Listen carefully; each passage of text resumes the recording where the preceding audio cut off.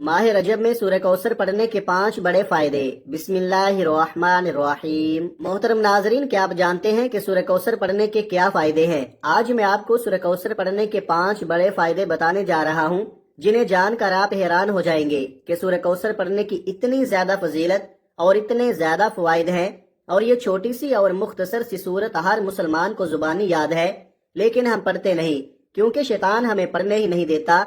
शैतान इस तरफ हमें जाने ही नहीं देता कि कहीं हमारा रिश्ता अल्लाह और उसके रसूल के साथ मजबूत ना हो जाए। शैतान तो हमारा खुला दुश्मन है। तो आज मैं आपको सूरह कौसर पढ़ने के चंद हैरान कुन फायदे बताने लगा हूँ। कुरान करीम की तमाम आयतों और तमाम सूरतों की सबसे बड़ी फजीलत यह है कि कुरान करीम अल्लाह ताला का कलाम है।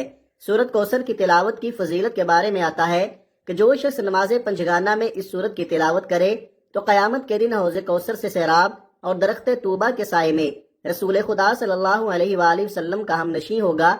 नबी करीम सल्लल्लाहु अलैहि वसल्लम ने फरमाया, जो शख्स सूरह कौसर की तिलावत करता है अल्लाह ताला उसे जन्नत की नहरों से सैराब करेगा और ईद कुर्बान के दिन मुसलमानों की तरफ से ज़िबा करने वाली कुर्बानी नीज़ अहले किताब और मुशरिकीन की तरफ से पेश करदा कुर्बानी के बराबर उसे सवाब दिया जाएगा।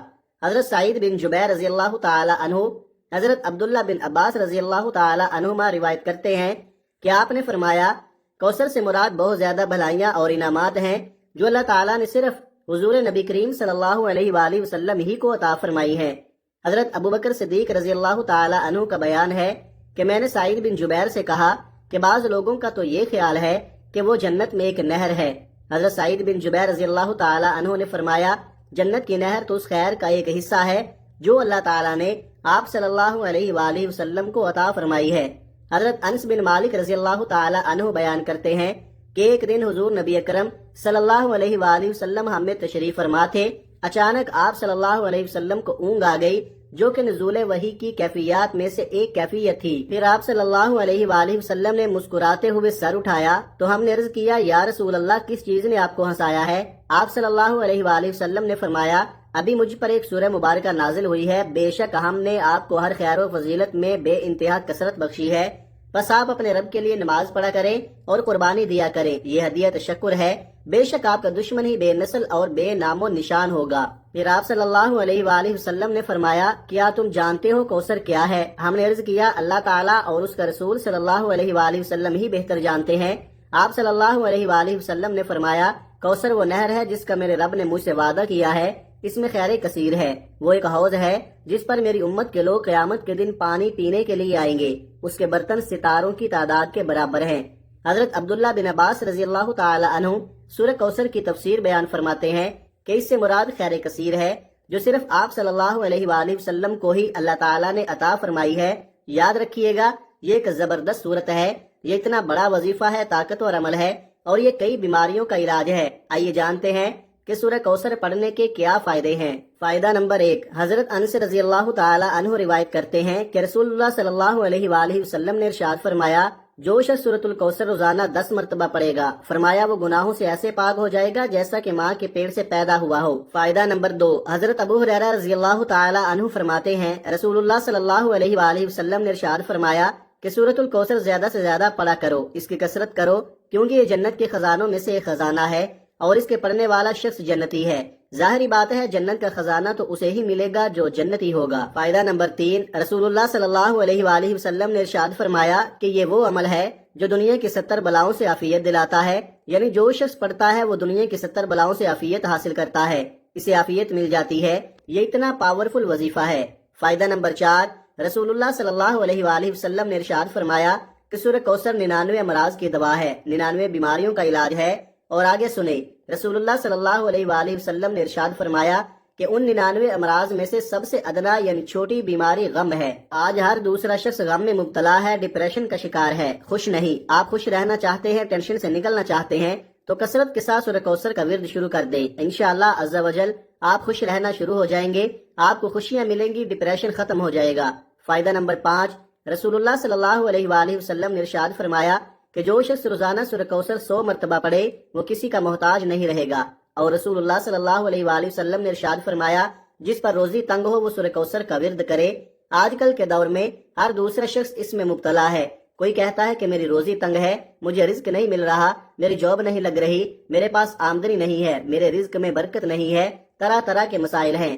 رسول اللہ صلی اللہ علیہ وآلہ وسلم نے ارشاد فرمایا کہ جس پر روزی تنگ ہو اسے چاہیے کہ وہ زیادہ سے زیادہ سورۃ الکوثر پڑھا کرے، کیونکہ اس سے رزق کی تنگی دور ہوتی ہے، رزق میں برکت ہوتی ہے۔ سورہ کوثر پڑھنے کی کتنی بڑی فضیلت ہے اور کتنے بڑے فوائد ہیں۔ محترم ناظرین، ماہ رجب کے مہینے کا یہ خاص عمل ہے، جو بھی اس وظیفے کو پڑھے گا اس کی تمام پریشانیاں دور ہو جائیں گی، اس کی جتنی بھی مشکلات ہیں حل ہو جائیں گی۔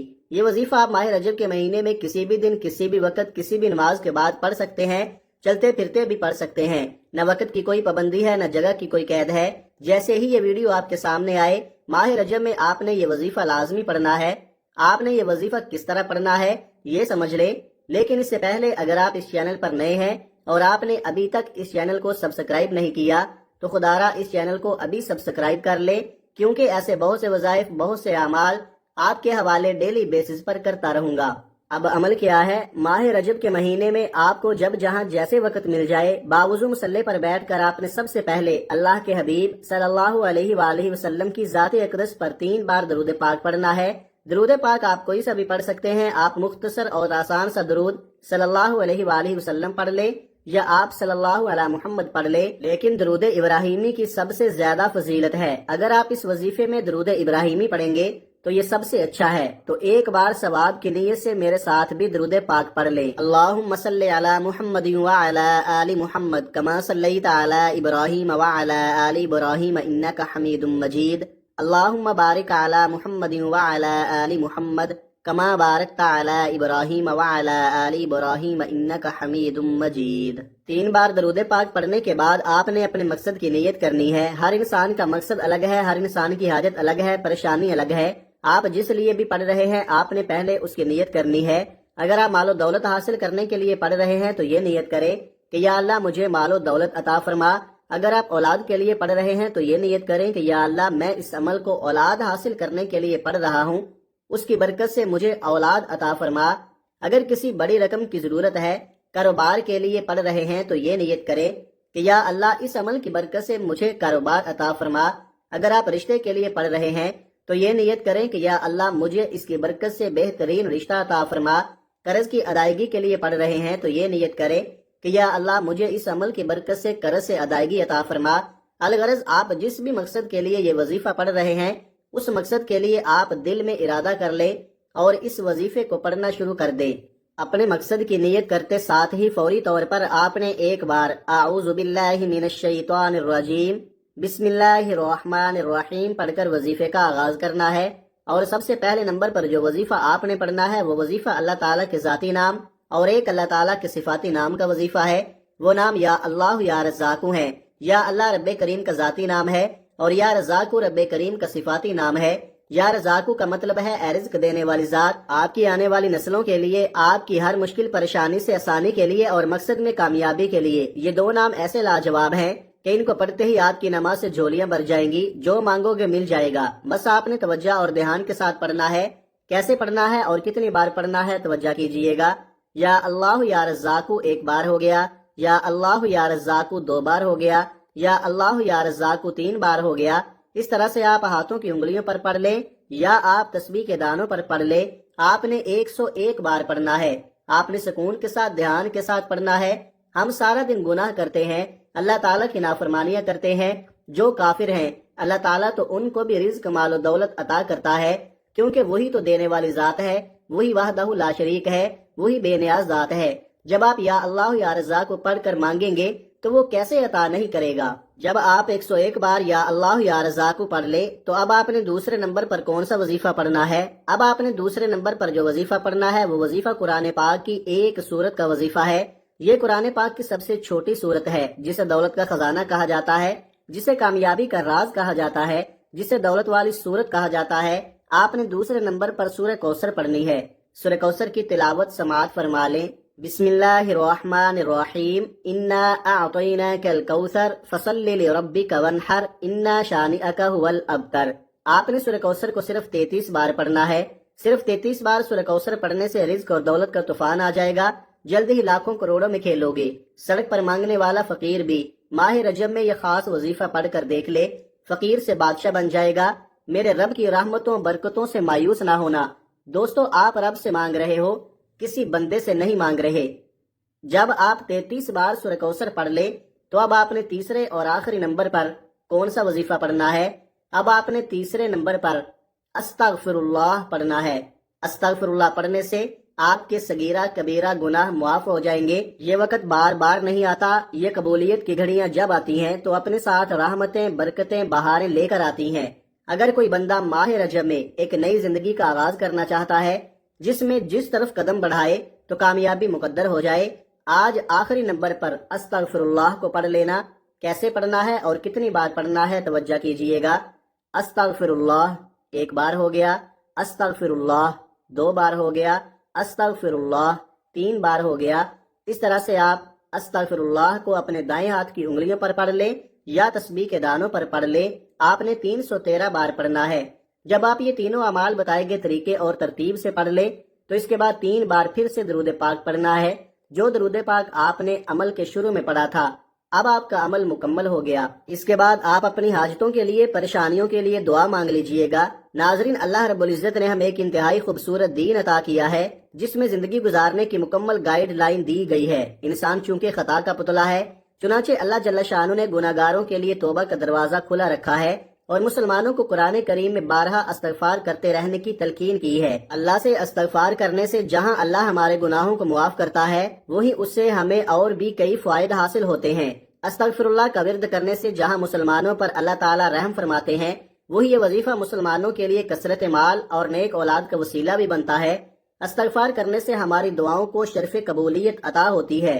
قرآن مجید میں ارشاد باری تعالیٰ ہے کہ اللہ استغفار کرنے والوں پر رحم کی بارش کرتا ہے اور ان کی طاقت میں اضافہ فرماتا ہے۔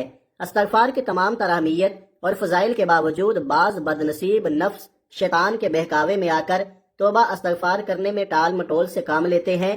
توبہ کا موقع ملنا بھی بہت بڑی سعادت کی بات ہے۔ بہت سے لوگوں کو توبہ کا موقع بھی نہیں ملتا اور وہ بغیر توبہ کیے اس دار فانی سے چلے جاتے ہیں۔